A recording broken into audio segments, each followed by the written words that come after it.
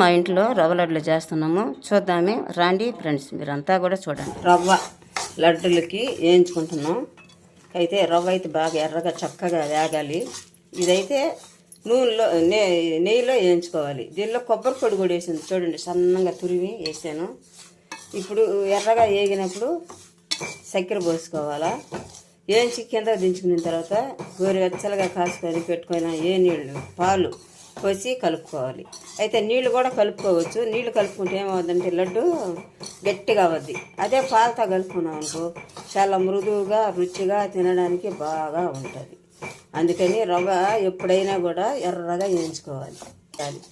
పోయాక చక్కెర ఇలా పోసేసుకోవాలి. అంటే గోరెచ్చలుగా ఉన్నప్పుడు చక్కెర పోసుకుంటే ఏమవుతుందంటే రవ్వ చక్కెర బాగా కలుస్తుంది. అందువల్ల ఎలా కలుపుకోవాలి. తర్వాత కొన్ని బాదంలు కొన్ని జీడిపప్పులు, అంటే ఎక్కువ వేయాలి, కొద్ది కొద్దిగా. ఇప్పుడు ఇది కూడా దీంట్లో ఎలా కలుపుకునేసినామంటే సూపర్గా ఉంటుంది. ఎత్తుకోరా.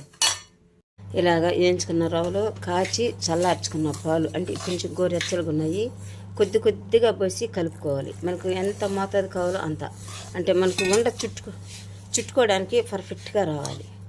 అలాగ కలుపుకుంటే చేసుకుంటే సూపర్గా ఉంటుంది. అంటే పాలు అనేది మనం చాలా లిమిట్గా పోసుకోవాలి, నిదానంగా కలుపుకోవాలి. పాలు ఎక్కువైనా కూడా జోరుగా వస్తుంది, ఉండ చుట్టుకోవడానికి రాదు. ఇలా వేయించుకున్నప్పుడు నీట్గా వేయించుకున్నప్పుడు ఆరాలి. ఆరిన తర్వాత అంటే చక్కెర కలవదు, ఆ వేడి మీదనే చక్కెర వేసుకోవాలి. చూసారా ఎంత బాగుంది, చక్కగా చుట్టుకోవాలి చక్కగా.